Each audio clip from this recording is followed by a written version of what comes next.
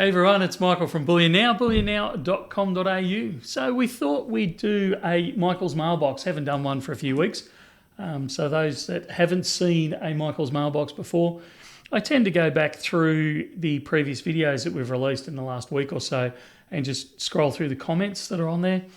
We can go a little bit more in depth. We had a bit of time, go in depth into some of the comments, maybe look at some of those that are asked like the same question asked different ways a number of times, so we can tidy that up fairly quickly rather than writing the same response over and over again. And just generally have a bit of a conversation about the issues that are being raised in some of the comments. So we thought we'd start off with the 5-ounce rabbit in person. Is it worth getting? And a few comments on here. So this was from Silver Mad 1. I normally get the 5-ounce lunars every year, but for some reason I didn't rush out and get this one. Looking at the prices, it's close to the price of a 5-ounce cast bar, so well worth it. And I think that's the ultimate with the lunar series, is that you are buying them as close to the bullion spot price as you can. And as we move forward, they'll be stopped very, very soon. We'll roll into the next year, so 2024's Dragon, and then so on and so forth going on. They naturally get this uplift in collector's premium as people want to go back and store them or collect them. So now is the best time to buy the current years, whichever year that is, grab it in the current year. It's always, you're never going to see it at a cheaper price above spot moving into the future unless you find someone who really doesn't know how to price them. So, yeah. I like Peter Grace Me Guide's comment that the custom capsules with the crosshair and the red dot on it, I think they'd sell quite well. They did sell out of stock. There's a few comments of out of stock on there. They did sell out of stock fairly quickly. I did note, I haven't looked very recently, but I did note last week, Perth Mint still had a few on hand, which is unusual. And we go through that on the video itself, how there's a few more kicking around this year than normal for the 5-ounce. And the reason for that we think, and what that means for future investment. So if you haven't actually seen that video, it's not a bad idea to have to have a review of that one, just to see the discussion that we have about the 5-ounce, because I think it's again, this is not financial advice, but I think you'll find this one's a little bit of a sleeper. SDI Custom and a couple of others are having a go at me over the 5-ounce ox. I'm not going there. That was one that's still very traumatic in my mind. Oh, dear. Yeah, lots of support for the coin itself. A few people coming around to the idea that the 5-ounce is the size to get, that larger planchet size. 10-ounce was always historically my favourite, but they stopped doing the 10-ounce in the lunar series when they started Series 3. Sorry, too much television there. So the 5-ounce has kind of come to the fore and taken that spot. It's a nice size planchet without going to the big the cost of a 1 kilo. So a good coin to grab, a good size, and always very popular. Bit of support for the unboxings. It's good to see. I often wonder if we overdo the unboxings, if we should keep doing them. But every so often we get people saying, "Oh, I really love the unboxings," so we keep hanging in there with them. We do have Marie Cathy. We have some 5-ounce Germania bars arriving. They've already. I actually think I'm looking for confirmation from Ruben in the background here. I think they have arrived, haven't they? We did have one lot of them come through. I'm not sure if we're waiting on another restock of them or not. But yeah. So I'm pretty sure they're here, but if not, they will be here very soon. Check the website. And Senor Ding Dong having a go at me as well. The 1,000-yard stare Michael gets when the 5-ounce ox is mentioned. I'm still traumatised. So traumatised over that one. Moving right along, the Kilo Britannia. So we've actually released this one on an EOI, so expression of interest, purely because we didn't get a lot of them. We only landed about 25 to 30 of them.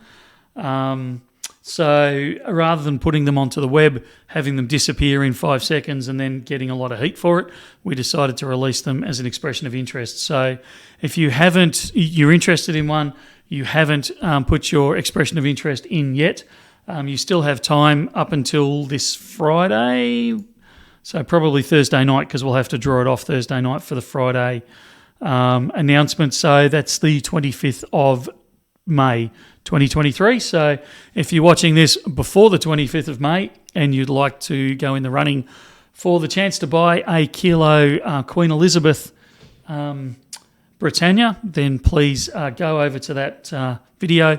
You click on the link over there, it'll actually download the EOI form and you can fill it in there. A lot of comments about the premium on them. They are an expensive premium, and we make mention of that in the video. It's what it costs to... we had to source them from the secondary market because the Royal Mint decided in their wisdom to sell the whole lot to one wholesaler in the US. So we all had to go through there. So there was obviously an increased margin in that. There's also... they were quite expensive to bring into the country. So they are more expensive. You are absolutely better off buying from a dollar per gram of silver that you're going to get. You're better off buying absolutely a 1 kilo Perth Mint bar, but you're going to find that the collectors are going to get hold of these moving into the future. So in my opinion, this is not collectors or financial advice. So, yeah, you are paying more for it, but the potential is there when you go to sell it. Again, it's one of the coins, so we suggest to people that you don't sell back to us if you've got the capacity to sell it into the secondary market, and you will get that premium back far more easily into the secondary market than from a bullion dealer like ourselves. Can you do multiple entries? No. The mintage, as far as I'm aware, the mintage on the coin is technically unlimited, but obviously they only produce them for a small period of time, so they're time limited rather than number limited. BJ, are you looking to order the King Charles III 1 kilo Britannias too?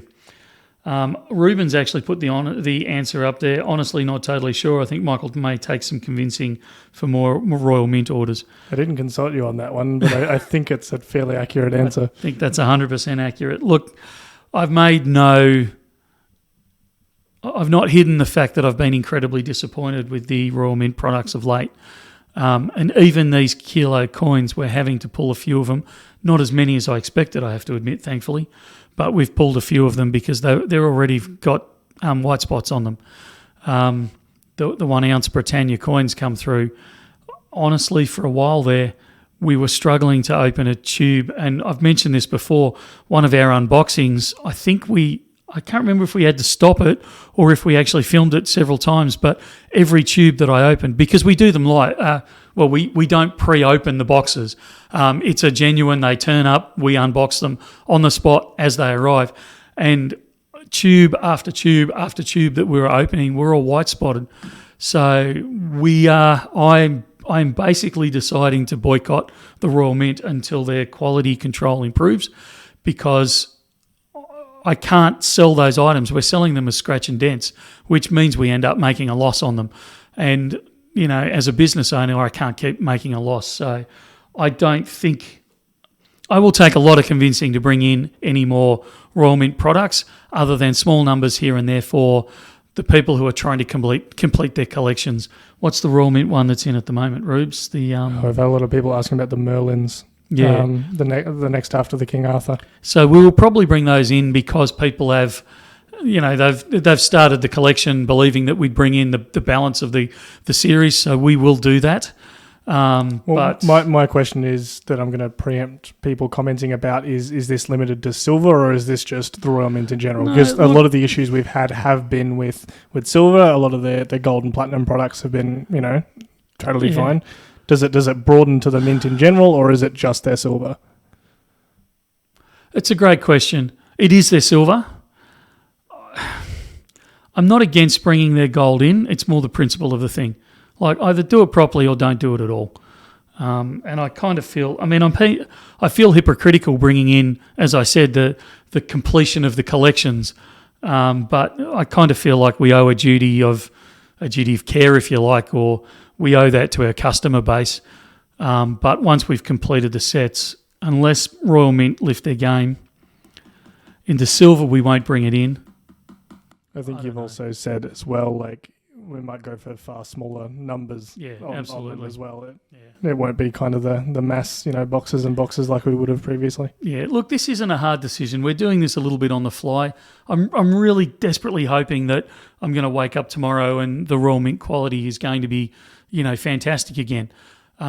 Because the effort that they put into their designs, the effort they put into their security details, they're second to none. Like, they are the best in the world at that. It's just this white spotting, this quality control that's letting them down. It's not a hard and fast rule. If they turn the corner, I'm quite happy to throw our full weight behind them again and support them. But at the moment, it's just too costly. It's costing the company way too much money. And it guts me to say so. Oh, dear. Lots of support for it. It is a beautiful coin. It really is a beautiful coin. We're drawing the winners on Friday. I love this one from lunar. I reckon I could fit Mum's meat pie on that baby and still have room for the mashed spuds and veg. It's a beautiful design. That's what I love. The kilo, despite what I said about the 5 ounce size with the lunar rabbit, there is something about a kilo that its size and its majesty. So if you can, no pun intended on a Royal Mint product. So if you can get them, they're in your budget. They're a stunning coin. Yes, Big Dogs 29, the milk spotting is still an issue. All right, moving on. We have the coin that we had in stock for all of about 10 minutes, I think, the Royal Canadian Sabertooth. Bit of controversy with this one. Matt was a bit ho-hum on it. I like it. It's not my favourite coin out there, but I think they've done an okay job. And it looks like from the comments in here, there's a lot of support for it. And with how fast they sold out as well, I'd say there's a bit of interest. Yeah. Look, the Royal Canadian Mint they're right up there with the best of them. Their designs are great.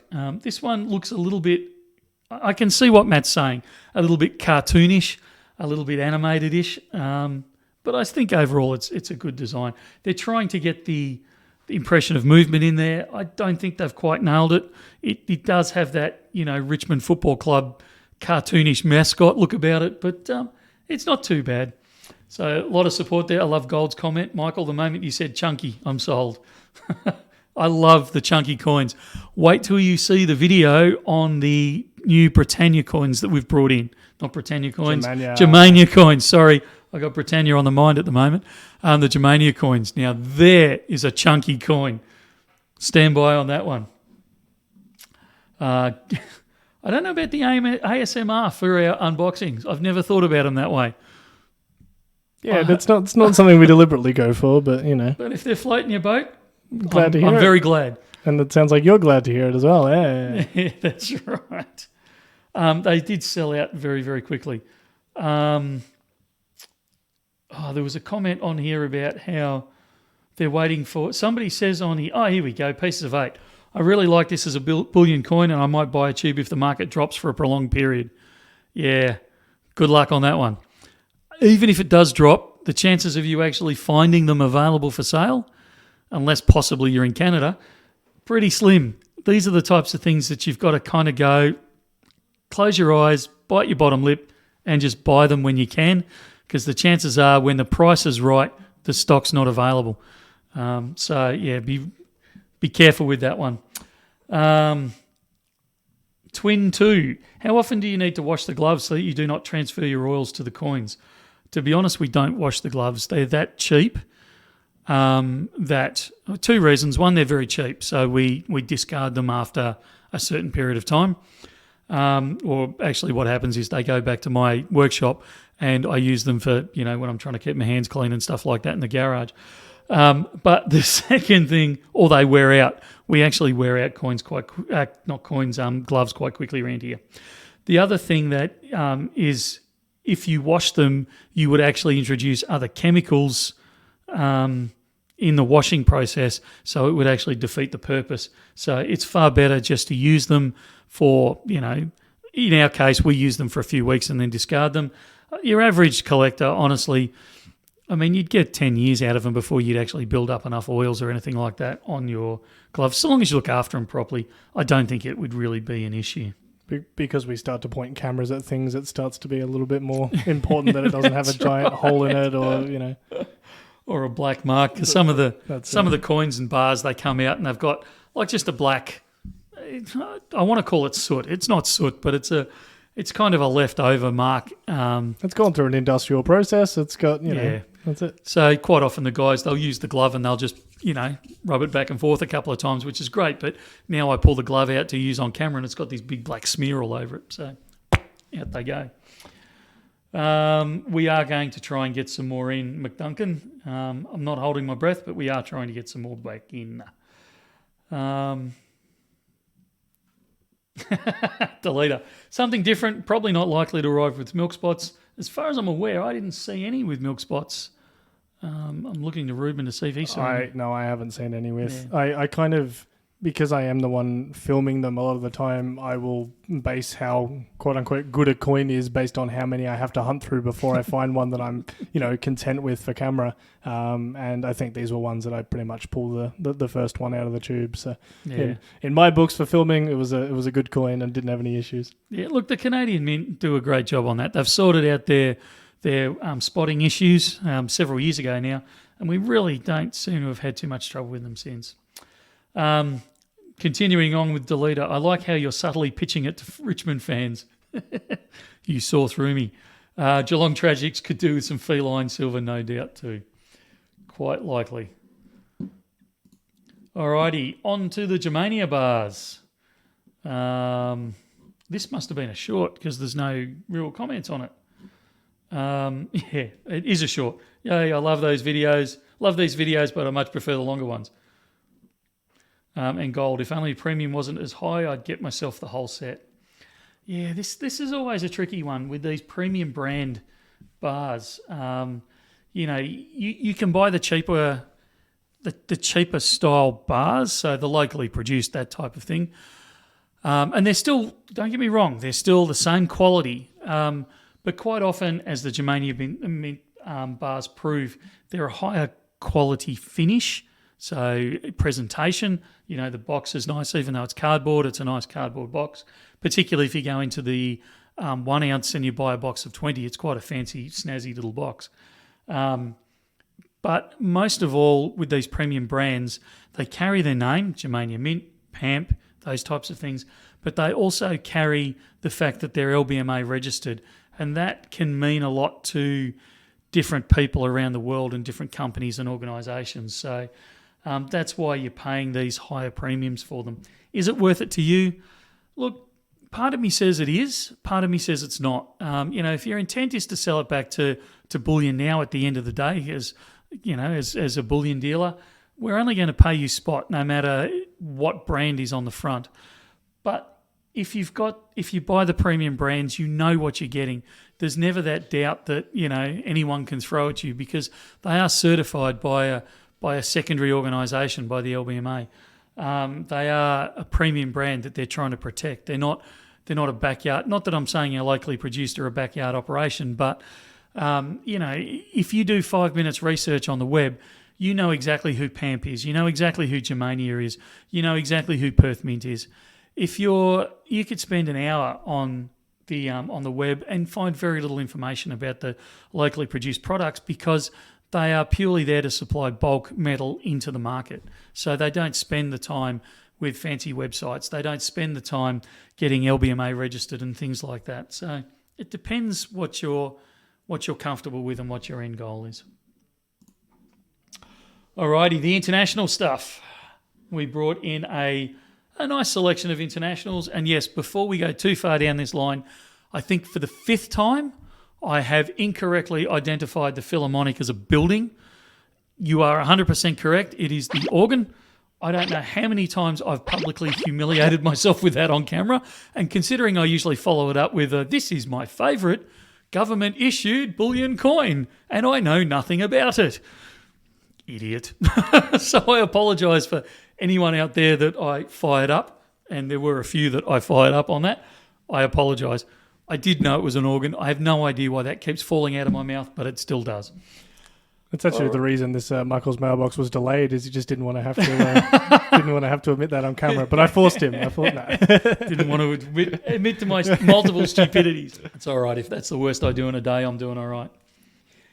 This one probably the most comments on here was probably reserved for the eagle. There is a lot of love for the eagle out there, and there is a lot of hate for the eagle out there, and not much in between. I get it.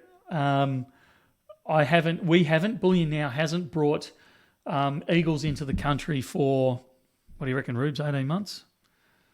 Yeah, it's been a little while. Purely because of the premium that's being charged on a wholesale level and a retail level for these things. And I didn't want to get accused of price gouging. I reluctantly brought one box in. I don't know, I haven't looked if they all sold out straight away. Let's have a quick squeeze. I honestly, I don't know. It wouldn't shock me. I think they did. I think they did all sell out. They've all sold out, have they? Maybe I should have brought 2 monster boxes in, not one. After all the time and hassle we went to, oh no, there's still 49 of them left on the website as we speak right now. So, but the vast majority of them have sold. People don't mind paying that sort of premium for a few. I'll get 1 or 2 because I like them in my stack, but they don't buy the multiple items, and that's what we need people to buy. And this is not, I'm a collector of coins, so I absolutely support everybody that wants to buy one for their stack. I'm absolutely not saying don't do that, but as a company, we tend to lose money when people only buy one.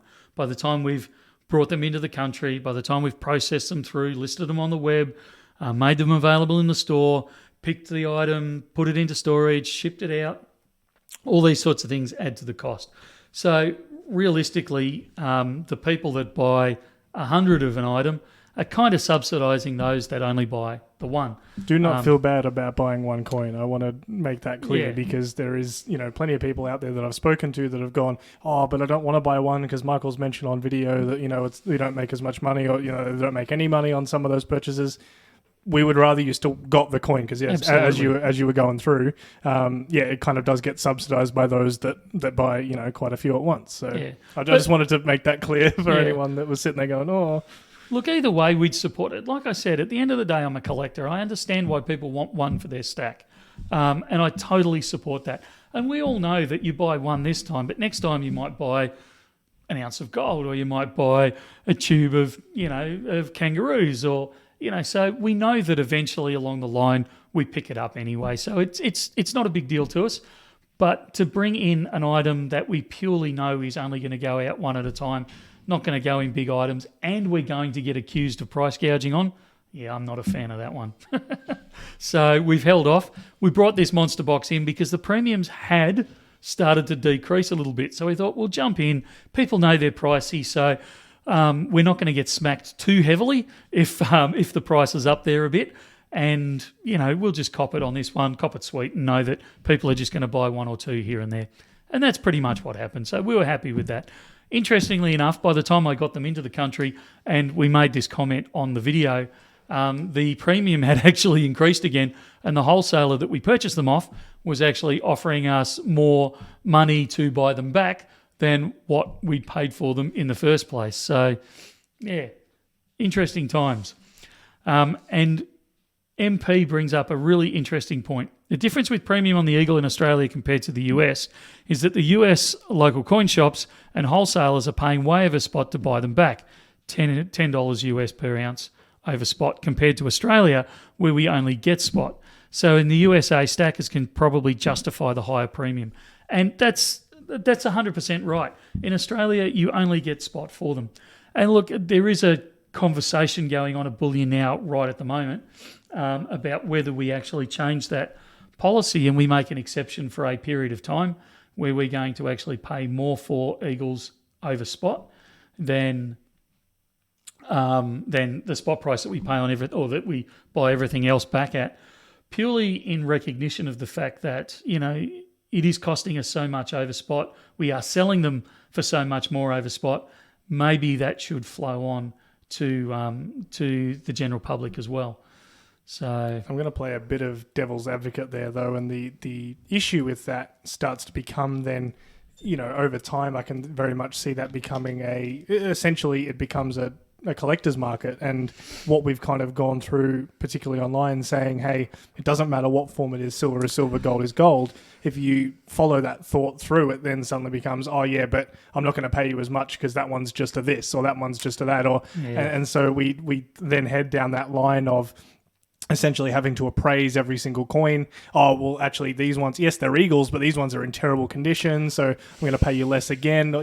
It opens up that whole can of worms, and it's why it's not just as simple as, oh, this is an eagle. It's obviously selling for a bit more at the moment, so we'll pay you close to what it's selling for on the secondhand market. It's why it's a little bit more of a difficult conversation. I'm not saying that that's the way we're going to go with it or one way or the other, but it's part of the discussion that we have to have. It's not just as simple as, oh yeah, they're going for more, let's buy them for more. Yeah, you're absolutely right. That's been a good part of the debate. The other part of the debate is, will this now drive us into GST territory?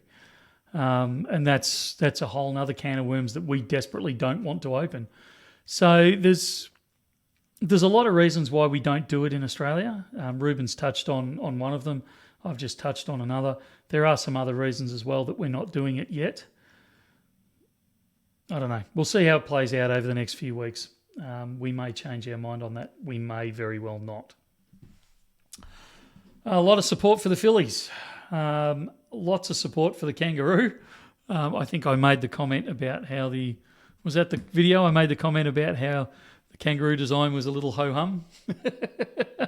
Yeah, and I tried to sway a few people with some nice B-roll of it, and even put up an Instagram post of a nice looking photo of one just to, to save our kangaroo a bit, Yeah, look, I don't hate the kangaroo. It's just cheap and cheerful. A lot of comparison with the eagles to the Libertads and back and forth on that, which I think is a healthy discussion. I think I love these questions. Don't ever feel like you can't ask a question or make a comment on our YouTube. I mean, obviously keep them civil, but I like it that our community, the Bullion Now family, challenges both us and each other about, premiums and why would you pay that much premium? Well, I pay it for this reason. I wouldn't pay it for that reason. I think you're overcharging for this. And then it gives us a chance to say, okay, well, that's a belief out there. Let's have a conversation about it. So I think these are really good conversations. The Libertad video that we did ages ago, when we first brought it in, lit up the whole lot because of the massive premium that we had to charge on it because of the premiums on there. And it's kind of almost reignited in this one again. And I think that's fantastic, these discussions going on there. So don't ever feel like you can't make those comments.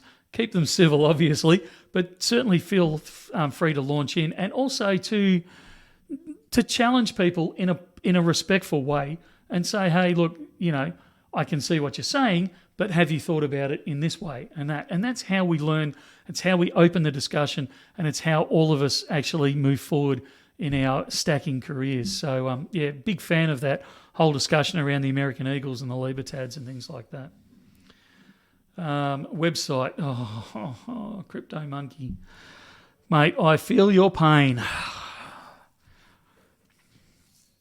We're trying. We're very trying. Look, we're actually having a big conference call, both with us and the people who've managed our website for us and the people who host the website for us, and the suppliers of the price feed. We're actually having a big conference call later on this week to try and sort out exactly where we think these problems are, because there's a little bit of finger pointing going on at the moment, and we need to get to the bottom of it. So, look, stick with us. I know it's painfully slow at times, and I can't apologise enough for that. We are doing our darndest to try and get it back to an acceptable speed. All I can ask is please hang in there. We will get there. It just might take us a couple of weeks. A few weeks. Alrighty. What else have we got in here? The gold variants, bit short on non-Australian 1 ounce and fractional sovereign gold bullion. That's not sovereigns, that's government issued gold bullion for a while on the website. Yeah, the reason for that, Delita, is I'm a little gun shy about bringing in some of the overseas gold, particularly the fractional, because of the higher premiums. Although that's not the end of the world, it's more the length of time that it's taking for these things to come in, and the amount of money that we have sitting out there for an extended period. Because as we make very well known, and most people know about this industry anyway, the margins are very, very slim. We work on turnover. You've got to get your product turning over. Where most people say that's been sitting in the store for 6 months, 8 months, 10 months, it's stale stock, we need to move it. We were joking about this on Friday. We're at a point where we're saying, well, hang on, that's been in stock for 5 days. We need to start looking at moving that. Why hasn't it shifted so quickly? So when you're looking at, days and weeks, you need turnover, things turning over in. You don't need something sitting in border force for 2 months or 3 months while they get the paperwork organised to get it through. So that's why you've seen less international gold available on the website, purely for that reason. I was going to say, it has actually been a while since we've done we've had a gold component to an unboxing. I was looking through some of the photos I've been taking recently and some of the videos, and that's it. I'm like, I'm missing some colour in here. It's all looking very very similar. So that's it. I'm looking forward to having some gold stuff through as well. It should be good. Glenn Hennessy, I remember coming into your shop a couple of years ago and being offered eagles from your buyback bin at just a couple of dollars over spot. Can't remember what I paid now, but I still have them, love them, but no way am I paying those premiums. That is the big advantage of the buyback bucket. You've got to think of it as a lucky dip. You can't go, have you got any eagles in that buyback bucket? Because the guys will roll their eyes and probably say, look, I'm terribly sorry, but there's nothing in there. Because we don't have the time and resources to sort through it. That's why it is, I think it's, Rubes, correct me if I'm wrong, but I think it's $5 over spot for buybacks. Yes, it is. And that's for 1 ounce coins, bars, whatever's in the 1 ounce bucket is $5 over spot. But if we had to sort through it all, then we would have to charge far more to equate for the time and that processing. It's enough resource allocation for people, because we everything that comes into the store from a buyback sense has to be tested. So just paying for that testing time is pretty much taking up your $5 a coin. And there is everything at different times. There is everything in that bucket. I've seen mouldy old 1 ounce bars, which are actually my favourite, from 20, 30, 40 years ago, through to brand new. There was one in there, I was only a week or two ago, we'd only released the coin 1 or 2 weeks before it, and it was already in the buyback bucket. I have no idea why somebody bought it, pretty much walked out of the store, turned around and came straight back in and sold it back to us, but that happens. So you can get anything in that range and anywhere in between. And there's times when there's eagles in there and kangaroos in there and fillies and britannias and maples and special editions and Royal Australian mints, and you name it, it makes an appearance in our bucket at some time. But you can't come in and say, I only want, because stuff in there lasts milliseconds. Quite often you'll come in and there will absolutely be nothing in the buyback bucket at all, because it's come in and gone straight back out again. It even comes to a point, this happened to me last week again, and I should know better, where I said to someone, they said, can I buy some, have you got any buybacks? Yeah, we've got some in, because I had done a buyback not 5 minutes earlier. And they said, great, can I have 10 coins? Yep, no worries. And I even made the mistake of saying there was and I can't remember which coin it was now, but there's an X in there, I'll grab that for you. And I did up the invoice, handed it to them, took their cash, went out the back. Oscar had already sold the whole lot of them. They'd already gone. There was nothing left. So, they go that quickly. So treat it as a lucky dip. If you get a mouldy old kangaroo, it's still not bad at $5 over. If you get a brand new eagle, or I don't know, take your pick, you've just scored big time. I think I might have said that in one of my replies to some of those comments, but that is right there. The advantage of us not paying more for some of these coins is that the flip side of us not going through them, and evaluating about, this one's then worth more or less or anything like that, that's it.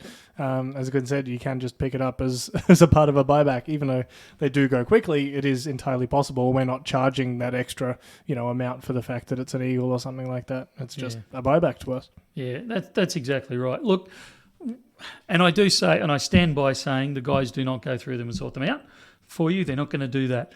Having said that, if you buy 10 of them, the guys will try and mix them up. They won't consciously go through and pick out each one, but they'll go, that one's a different size, that one's a different condition, that one's obviously not a, I've got 2 eagles in my hand, in this hand, so, they're obviously not eagle-shaped coins. I will grab a few of those. So they subconsciously mix and match a little bit. But, they're not going to go through and go, oh, well, the guy wants an eagle, and there's one, there's another one. They don't have the time or the patience to do that. Alrighty, moving right along. MFKA makes an interesting point here. In terms of eagle premiums, if you ever see $800, $1,000 an ounce silver, the premiums on eagles will be huge, and I'd rather have an eagle at those prices than a buffalo round.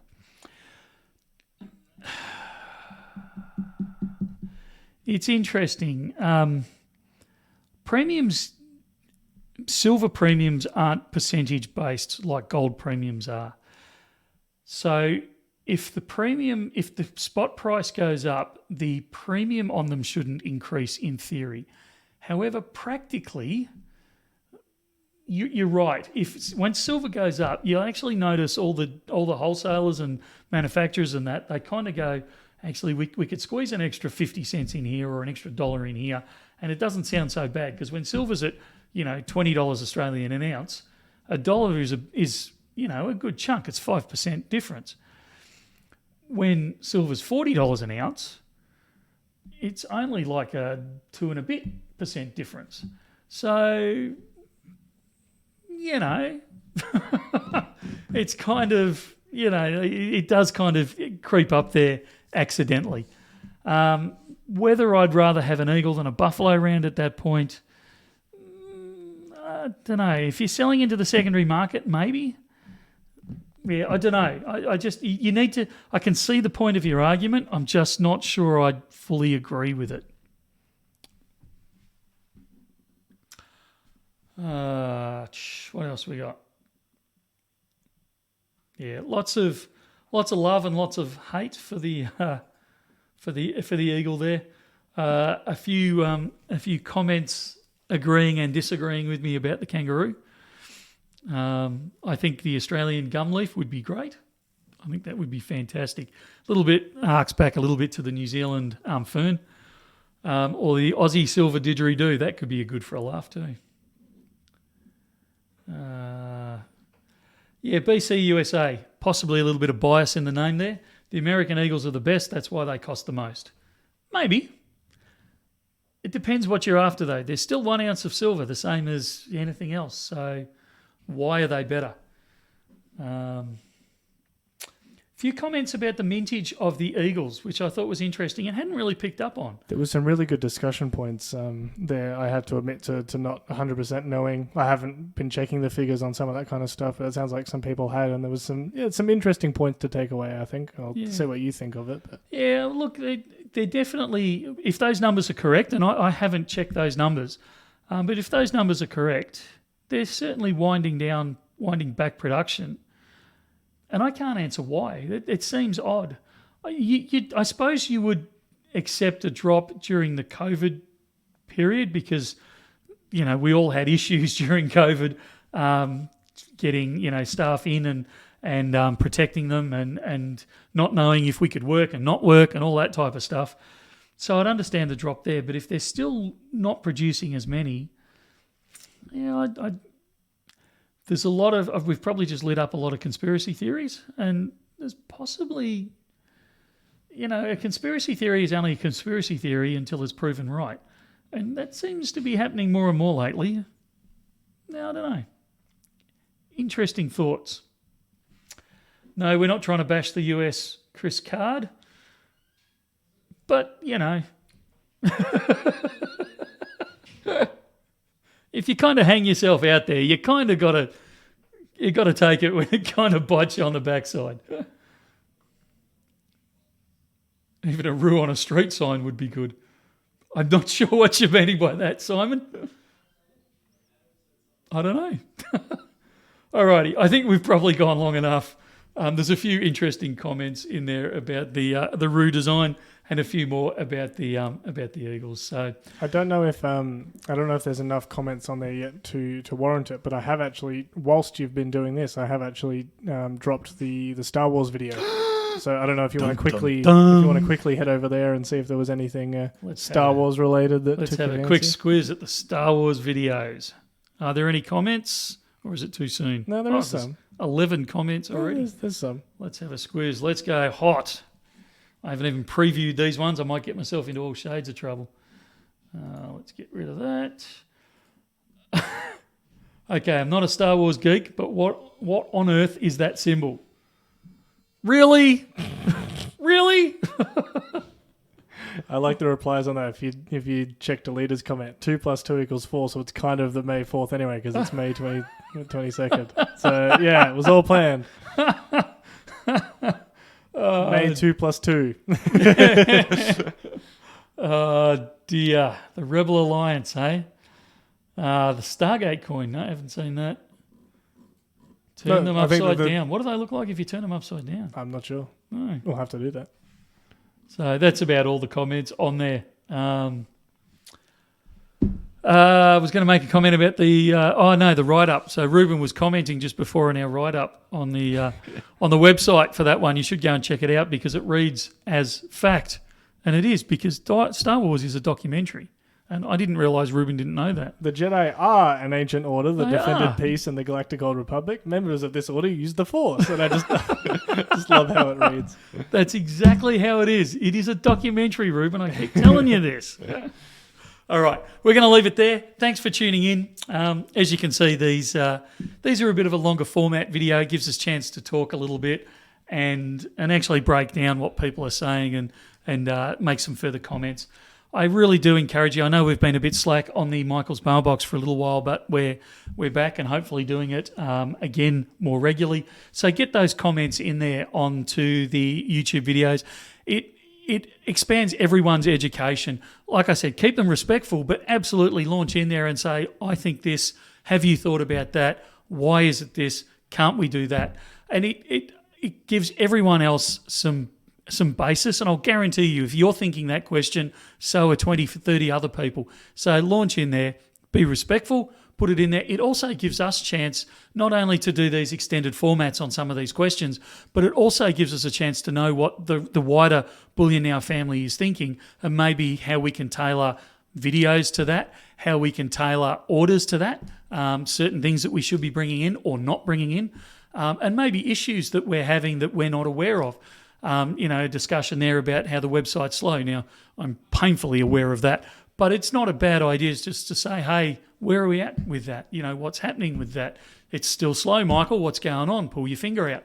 Those types of things just to keep us on our toes and keep us honest with it. I always think that's a great idea, so I encourage that. Stay tuned later on this week. We've got other new releases coming through, all of which have fallen out of my brain. Goldbacks. We've got, as you mentioned earlier as well, the Germania ones as well. So I know those ones are coming. That's it. We just released the Jedi coins, so go check those out if you haven't already.